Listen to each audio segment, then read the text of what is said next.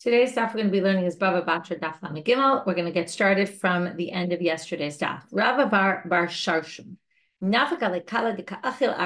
He was known, people were spreading rumors about him that he was devouring the property of orphans.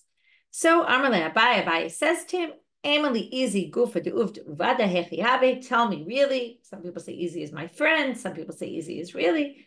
Tell me, please, Gufa de Uvada, what exactly are the details of this case? What's going on? People are saying that you're eating the property of orphans. I had this land from, it was a collateral for a loan that their father owed me. And we learned in yesterday's class, it was mashkanta de sura, where that means basically he enjoys the produce and deducts every year a certain amount from the loan. And besides that loan that was connected to this collateral, this land, I also had another loan out that this person owed me. And I finished the first loan. In other words, I ate all the produce to basically, let's say I ate for 3 years, and that was against the first loan. When that happened, I said to myself, if I return the land, which is what I was supposed to do to the orphans, and then I say to the orphans, your father owed me additional money, in addition, by the way, to this loan. Amor Rabbana, the rabbis will tell me, they will quote to me a basic halacha, which is, if I want to get the land from the orphans, I have to take an oath. Now, what's the problem with taking this oath? A lot of people don't like to take oaths. Even if they're telling the truth, they don't like oaths, and therefore, I don't really want to take an oath. In addition, commentaries point out that there's a second issue, which is you also can't take property from orphans until they become of age. And these orphans were minors, and he didn't want to wait. So he says to himself, listen, I'll just hide the document that says that I got this land as collateral, and I'll basically eat enough produce to cover the cost of the second loan, and then I'll return the land when I'm done. Now, why should I be believed that this is the truth? The point is, he was trying to say, I'm anyway owed more money by these orphans, so what I'm doing is legit and fair and square. The question is, can we believe this person? So he says, Demigo di Ibaina. In other words, why did I think this was a good claim of me hiding this document that says it was a collateral? And then no one will know, and then I'll basically be believed to say that it's mine. Because migo di ibeinan amina lekuchi biyadi mehemna. In other words, if you ask me, this is right now you're asking me, this is what I'll tell you. And you should believe me because I have amigo. What does that mean? Well, if I wanted to have a better lie, right? It's like a mali l'shaker. Migo mitoche ibeinan, if I wanted to, amina lekuchi biyadi, I could just say I purchased this. Now, remember, this guy was living in the land for at least 3 years. He doesn't have a star, but what do we say? Well, after 3 years, we assume you might have lost your star, and if you had proof that you were living there and nobody protested, then you're good. So here he says, I was living here for 3 years, nobody protested, and therefore he could claim I bought it, and I have proof that I lived here for 3 years, and I'd be mehemna. So, and therefore, if I tell you that the orphans owe me money, well, I'll be believed in that because I could have had a better lying claim that I bought it. And that's all because I could basically hide the shtar mashkanta, right? The shtar saying it's a collateral, and you'll have no way to prove anything otherwise. So I'll be believed. So basically, the guy says, trust me, and what I'm doing is legit and fair and square because the orphans owe me money, and I'm just taking back what's rightfully mine. And believe me, because otherwise I'd lie to you and I'd say I bought it. And again, I wouldn't need a shtar. So let's see what Abaye says to this argument. He says, you know what? That's not true that you have amigo, because you couldn't really have said it was that you bought it and be believed. Why not? Because no one would believe you that this land is yours if you say you bought it, because there's rumors going around that belongs to orphans. Okay, now, that's interesting, because what does it help that there's rumors? Maybe the rumors aren't true.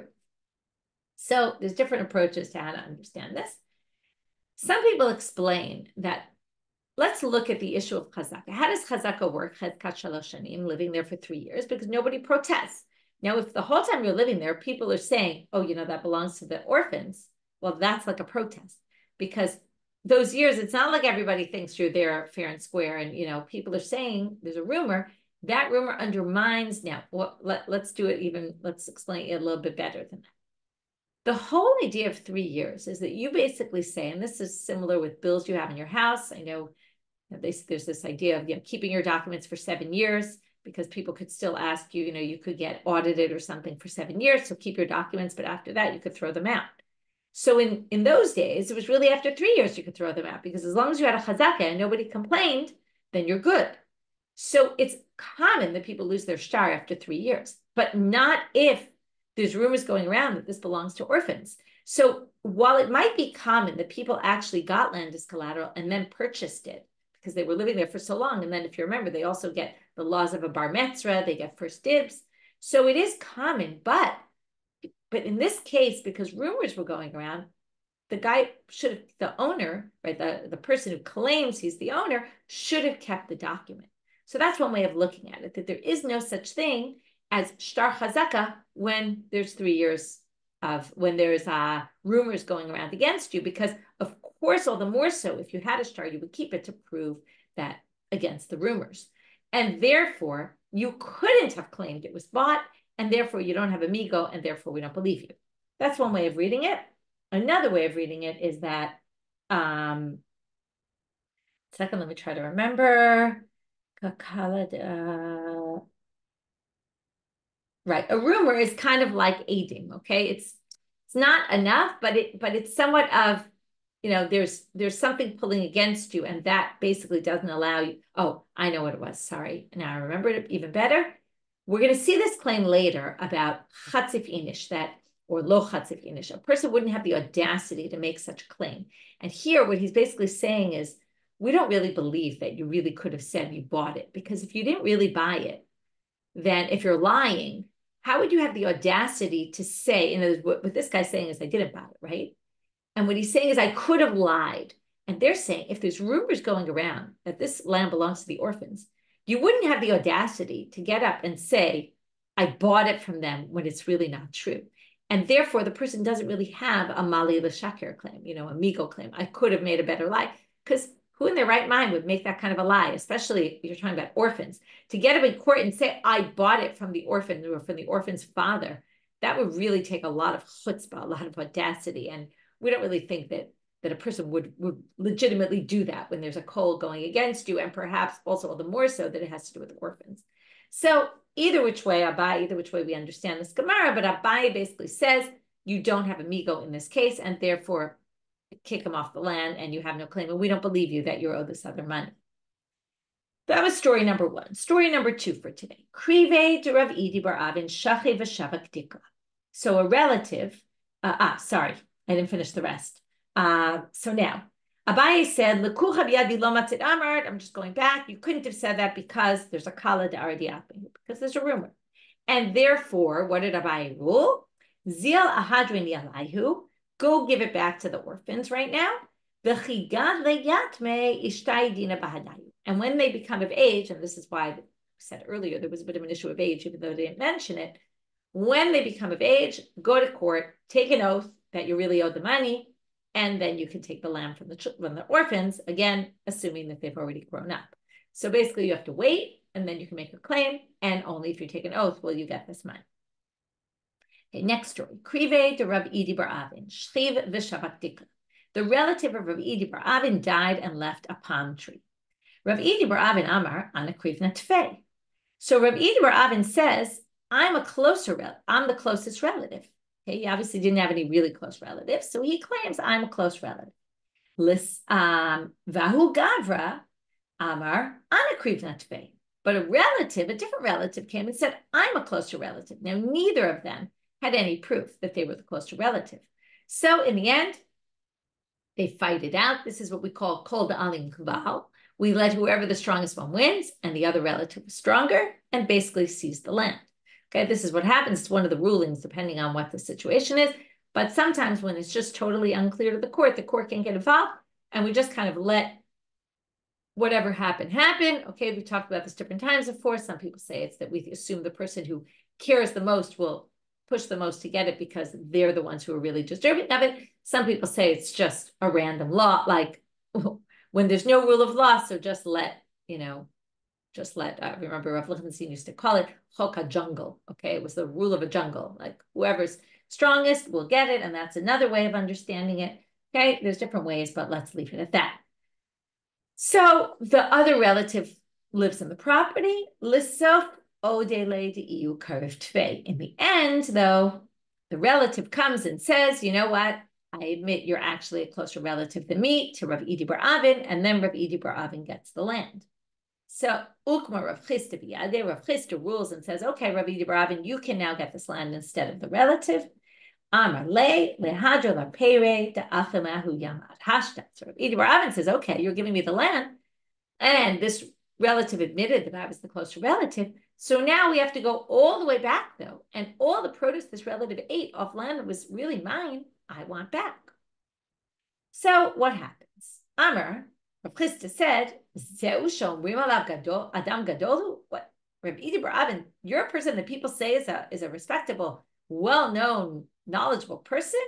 What are you saying? Aman kasamich mar, on who are you relying? Ahai, right? Your whole testimony is not based on witnesses, it's based on your relative's admission that the land is yours.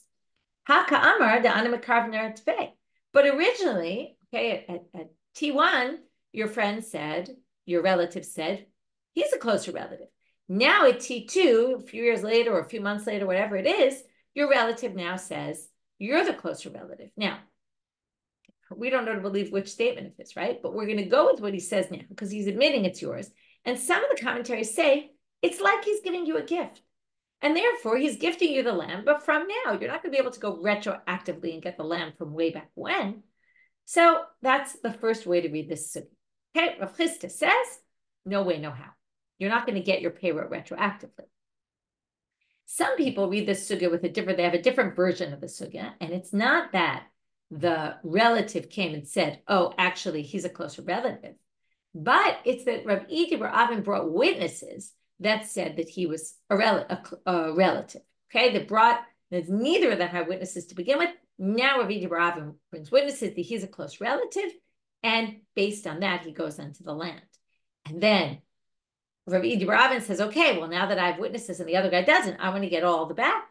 Hey, I want to get everything back. And then Rav Chisda says, no way, no how. And then you would have to, again, have a different girsa here. But basically, Rav Chisda says, you might prove that right now, you brought witnesses and we're going to put this in your property because you have witnesses that you're a closer relative. But we don't really know what the truth is because it's not like we have proof that you're a closer relative than that guy is. It's just you brought witnesses. So from now, we'll give you the land, but we're not going to be able to go retroactive because we don't really know. It's not like it's created a fact on the ground that you are the closest relative. It's possible. They'll bring proof later that they're a closer relative. And therefore, Rav Chisda is unwilling. So again, it's either the other person admits it, and then we view it kind of like a gift, or Rav Idi bar Avin has witnesses. But again, witnesses, he's a relative, doesn't necessarily mean it's not clear enough to basically undo and take money away that the other person already benefited from. Now, we're going to see, though, that Abaye and Rava, okay, and this is maybe a theme of all these Gemaras, for sure the next story is going to be a very similar structure in a certain way, but even the previous one was the guy claimed one thing and Abaye said, no. Here Rav Chisda tries to pass in one way, and Abaye and Rava disagree and say, Abaye and Rava lo svira lehu hadra Rav Chisda. They don't agree with what Rav Chisda said. Why? Turning now to Amabet, Hevan de ode. Because the relative admitted, or according to the second version, because there were witnesses, that actually means that this is the new established truth. And the new established truth can go retroactive, and we can actually take the payroll out. So what we really had here was a ruling of Rav Chisda that Abaye and Rava go against, and that's going to be the reason why we're now going to quote a sugya that appeared on Lamed Aleph, but with different people. There the sugya was Rava ruled one thing, and Rava with a hey, and Abaye ruled against him, didn't agree with him. In this case, the statement that Rava made on Daf Lamed Aleph is going to be made by Rav Chisda, just like the previous story. and Abaye and Rava together, Rava with an aleph, not Rava with a hey that appear in the other sugya, Abaye and Rava together are going to say, we disagree with you. So it's the same exact structure. We have a ruling of Rav Chisda, and Rava and Abaye disagree. And it's verbatim the same case that we saw on Daf Lamed Aleph, Amud Aleph. So each person claims, Ruth and Naomi each claim this land was our father's. Naomi brings proof that it's her father's land. And Ruth brings proof that she's been living there for 3 years, but not that it belonged to her father. So just like Rabba had said it there, Rav Chisda says it here. Well, we believe Ruth because if she wanted to have lied, right, why would she have lied like this? She had a better lie. She could have agreed with Naomi and said it's still mine. Yes, it's true it was your father's, but I bought it from you and I've been living here for 3 years and there's my proof, right? I have witnesses that say I was there for 3 years. So the fact that Ruth says it was my parents, my father's land, that should be enough of proof that she's telling the truth because she didn't give the more easy lie. But Abaye v'Rava lo sfira lahu had Rav Chisda. They don't agree with Rav Chisda because Mali the Shaker bimkom edim lo amrinan. We can't use a Mali the Shaker argument when there's witnesses saying otherwise. So we can't say that Ruth is believed when she says it's my father's when Naomi has proof that it was her father's. So therefore, that's not a good claim. Next case. My bayit b'haya. So Naomi goes to Ruth and says, what are you doing in my land, Ruth? This is my land. Ruth says, what are you talking about? I bought it from you, and I've been living here for 3 years, and you haven't complained. So Ruth goes out looking for witnesses, but all she finds is witnesses who will testify that she lived on the land for 2 years and not 3 years. So she doesn't have proof of chazaka. Amar Rav Nachman, hadra ara v'hadra peli. Rav Nachman says, get out of the land, Ruth, and not only that, you have to return the payroth that you ate. Amar Rav Zevid. Rav Zevid says, well, sort of depends on the case, though, or this is a bit of a twist on the case, and says if it was a little bit different, though, im ta'am v'amar leperot yaradati.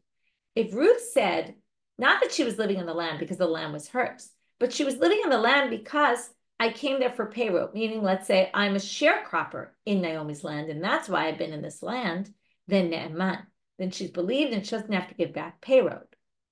Now, what is the basis for this ruling? Well, they're going to say, Lav mi amar Rav Yehuda. Did Rav Yehuda was he not quoted as saying, meaning Rav Yehuda said, if someone takes a sickle and a rope, there's a few different interpretations what a tuvila is, but we'll go with a sickle and a rope. Okay, the magal is a sickle for sure, and tovalia we'll say is like a chevel, a rope. Va'amar ezel egdire ledikla deplania dezavni niale says I'm going to go and cut off the dates of this tree of so and so because they sold me these dates. Meheman. It is a little bit tricky. What will stop anybody from going into someone's field and doing that? So we'll talk about that in a minute. But basically, if someone goes into someone else's field and starts cutting their dates and says they sold it to me, they're believed. They sold me the payroll, the fruits of this tree, they're believed. Why? Now we're going to see what the reason is. And I made reference to this earlier in the daf today.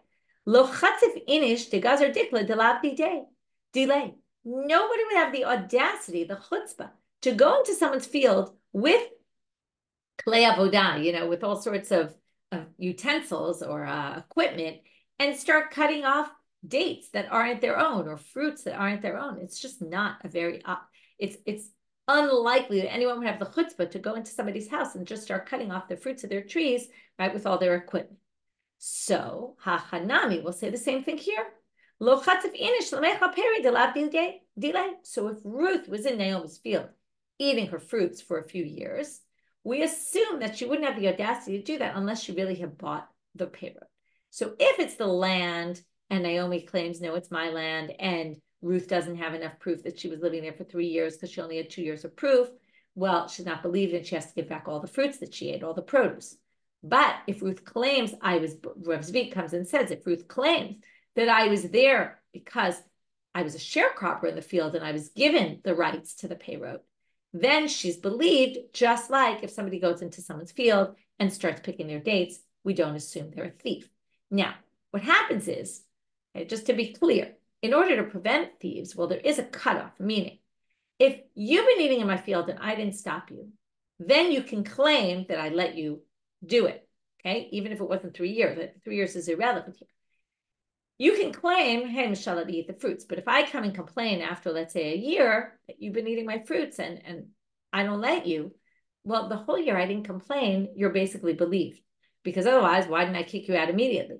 As soon as I complain, at that point, it's not clear and we're going to kick you out. But we're not going to retroactively take away the produce that you ate.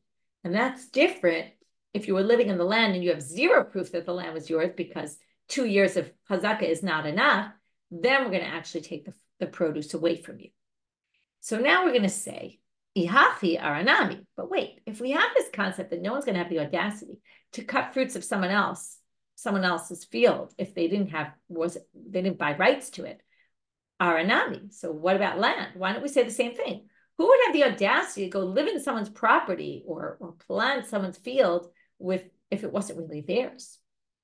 So they say no, because ara amrina le'ach v'shtarach.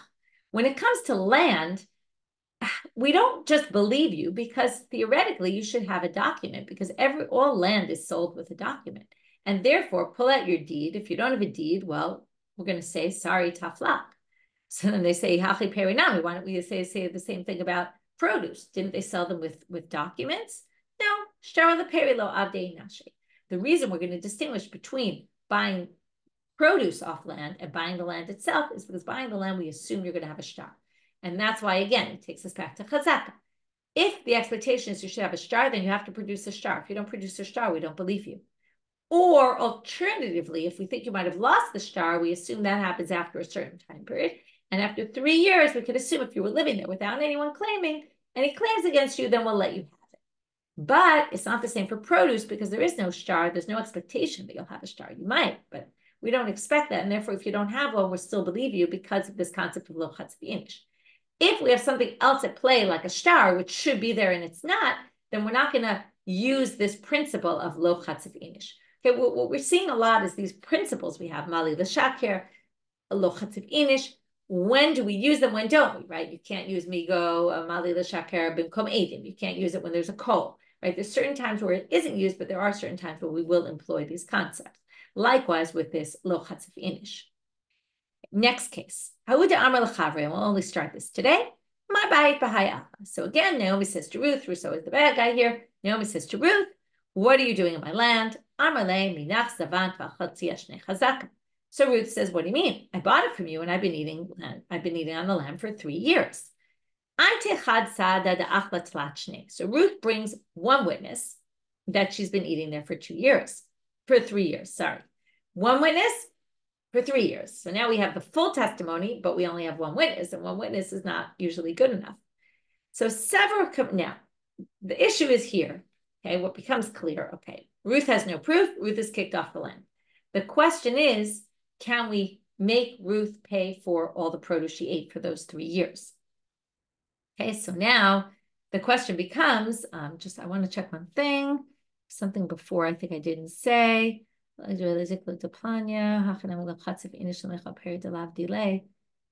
Arnami.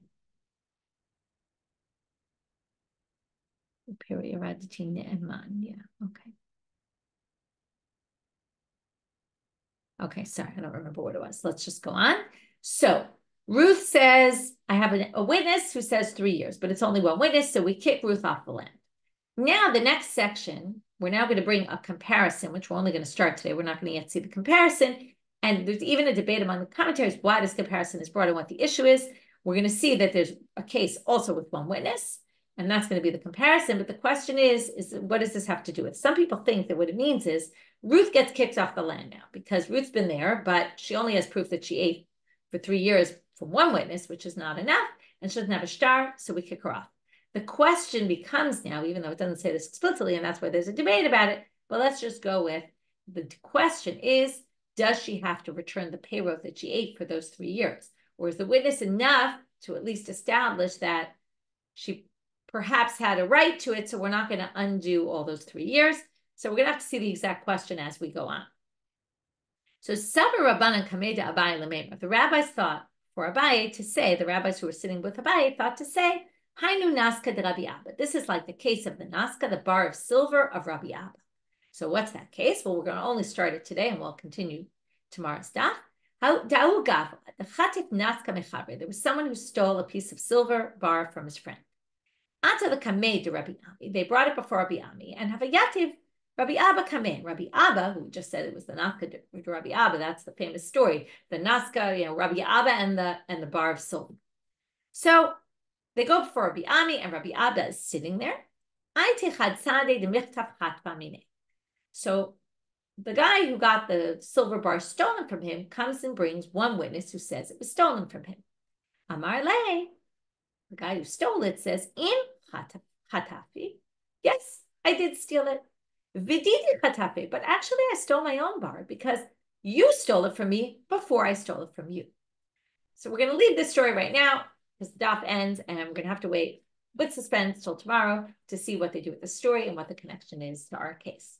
So, quick review of today's daf. We started with Rava bar Sharshom, who was eating produce of orphans, claimed he had a mali l'shaker or amigo. Okay, I should be believed because could have had a better lie. And Abai says, I don't accept that. That's not a mali l'shaker because there was a koll going against you. There's a rumor that basically does not allow you to have a mali l'shaker, and therefore you're not believed. Then we had the case of the relatives. Who's a closer relative? They fought it out, right? Nobody won, and the relative came down and lived there. Then Rav Bar Avid either had witnesses that proved that he was a relative, or the other relative admitted to Rav Bar Avid and basically kicks him out of the land. Rav Bar Avid gets to be there, but then Rav Bar Avid says, that's not enough, though. I should get all the back produce. Rav Chitzah says, no way, no how. What kind of person do you think you are that you think you get that? And Abai and Rava disagree and say, what do you mean? Of course you get it. Then we reviewed this other case where, again, we had Rav Chisda and then Rabbi and Rava going against him. And that was the case where each one said it was my father's, but one brought proof it was their father's, and the other one just brought proof of chazaka. And then the one who brought the proof of chazaka said, well, you should believe me because I could have said I really bought it from you. And I which was basically admitting I agree with your claim, just I bought it from you, and could prove it because they had a chazaka. And because of that, they want to make a mali l'shaker, which Rav Chisda says is fine. But Abai and Rava also disagree and said, no, there's Eidim against, and Mali l'shaker doesn't work, bimkom Eidim. And then we had the case of the person who only had 2 years of proof of Shnei Chazaka. So then we said you have to return the land and you have to return the payroll. Okay, by the way, this is what I remembered I wanted to say. Good, I'm doing review. When they return the payroll, okay, they have to return the land and the payroll because they've been living in the land. And so now the big question becomes, machloket among the commentaries, how much payroll do you have to return? 2 years or 3 years? Because in theory, their claim is I was living there for 3 years, but the witnesses said they were living there for 2. So do you take away payroll based on the witnesses only? The witnesses said she was living, whoever was living there for 2 years, right? Ruth, let's say in our story. So Ruth would only have to pay what the witnesses came and proved. She was living there for 2 years. Some people say, no, she claimed that she was living there for 3 years, so she has to return 3 years worth of produce. Because in the end, right, she doesn't have any proof that she had any rights to be on that land. So that's an interesting machloket. And then we compared it to, the Rav Zevid said, if the Ruth claimed I was there just for the payroll, I only bought the rights to the fruits, then because of this concept of lo chatzif inish, people wouldn't go cut fruits in someone else's territory. Therefore, Ruth only has to leave, but she doesn't have to return the payroll, okay? Then should we assume that it was okay that she was eating the produce? And then we ended with this case of the person who had only one witness, that they were living there for 3 years, against the other person's claim that, this is my land. And then we said basically, since they don't have proof that they were living there for 3 years, they only have one witness, that's not enough. The question is one witness enough, though, to make them also have to give back the fact that they only have one witness, is it not enough? And they also have to give back all the produce that they ate, which we'll see how the Gemara learns that from Naska to Rabbi Abba, whether we can or not, we'll get back to that. Wishing everybody a good day. We'll meet up tomorrow.